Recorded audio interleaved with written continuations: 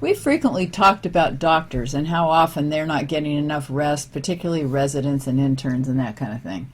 But this time there's a study that came out of 100,000 nurses globally, and it shows that a lot of nurses are dissatisfied and they're burned out. Yeah, indeed. Well, I mean, look at the situation. We've got managed care, and the idea is to make return on investment. And when we make return on investment, everybody's happy except the doctors, the nurses, the patients. So the business people are happy because they're going to the bank and they're putting dollars in there. And of course, the patients suffer too.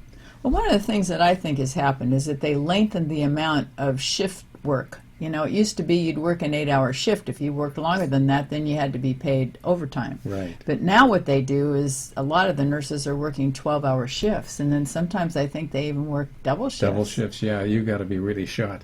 I remember when I was in my training, in my internship and residency, how we'd work sometimes for 36 hours and be off for 12. And they thought that was making us tough.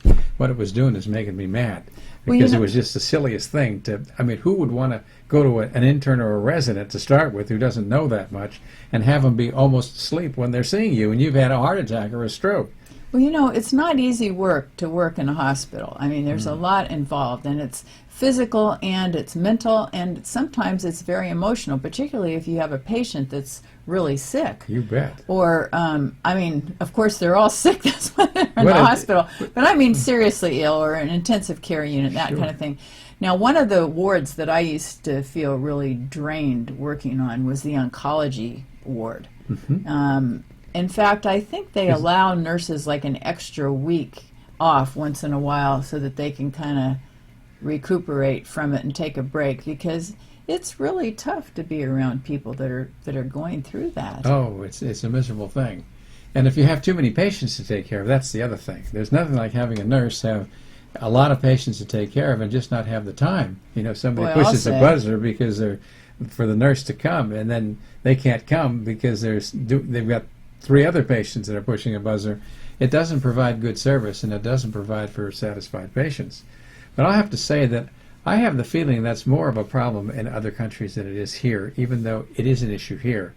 My own experiences in the hospital lately, having had a couple of hip replacements, has really been excellent from the point of view of the service. Yeah, but too, they're going to pay more attention to you because you're a doctor. You know, that may be true too. I remember once years ago I was in the hospital as a patient and they didn't take care of me, and somebody told me that it was because they were afraid of me. They thought, I don't know why they were afraid of me. They thought maybe I was going to tell on them if they didn't do something that I thought they should, or whatever it was. So it was kind of the opposite.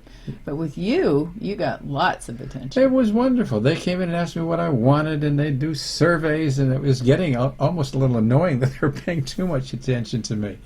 So, but that was here, you know, in the San Francisco Bay Area. Now, in some other places, it may not be like that. The main thing is when nurses are unhappy, nobody's happy.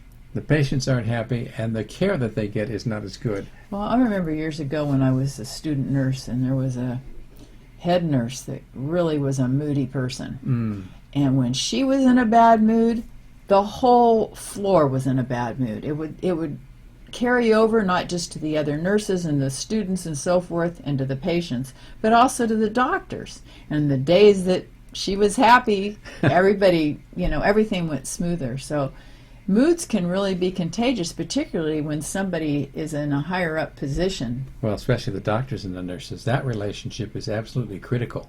You know, doctors don't take care of patients. You may think they do, but they don't. Nurses take care of patients. And when doctors and nurses aren't getting along well for whatever reason, that makes it tough on the nurse, particularly because there's a hierarchy that isn't right, because the nurse's job is every bit as important as the doctor's job. It's a team effort, and we should be working together for the care of the patient. So when the doctor gets a little bit short because things aren't working out well with the patient and gets mean to the nurse in some way, and that happens a lot. There's a lot written about the doctor-nurse relationship. That's a start for not good care. Well, one of the things that I've noticed that you do that I think is really good is that you usually seek out the patient, and not the patient, the nurse, talk to the nurse about the patient, because who knows the patient better than the nurse? Well, exactly. You know? And the nurse has just gotten report from the previous shift as well. So I don't like to make rounds without the nurse. I mean, you can read the nurse's notes, and they're a lot of the time it's like standard form. You don't really get the feel for it. But to be with the nurse and to be with the patient at the same time and sit down and have a morning conference or a morning and an afternoon conference is very valuable. Well, that's ideal. But Yes. sometimes the nurse, like you said, is busy and she's off with some other patient. Well, that's why they're burning out.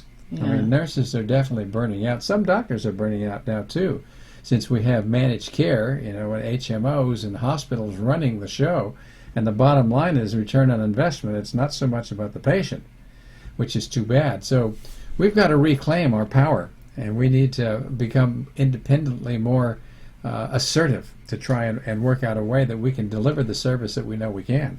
Well, you know, I think this also carries over to caretakers, not just nurses Indeed. and doctors, but people that are taking care of their loved ones at home. Yeah. Many times they get burned out and they need a break and they need some time off, and it's good for other family members or friends to offer to give them a break once in a while. You know, let me come in and stay with Joe or whoever it is, you know, and you go out and do your shopping or go to lunch or what have Well, you. everybody should be as lucky as I was when I was in the hospital, because I had you. I had my own RN. And isn't that comforting? If I need to talk about something, or if I'm hurting, or I can't move in a certain way, there was Nurse Vicky. So it's really unfortunate that we're seeing so much burnout across the globe when it comes to nurses and patient welfare. And hopefully what we'll do is have a system that doesn't cost so much money, so that we can have more money for the patient care, because that's what is so important.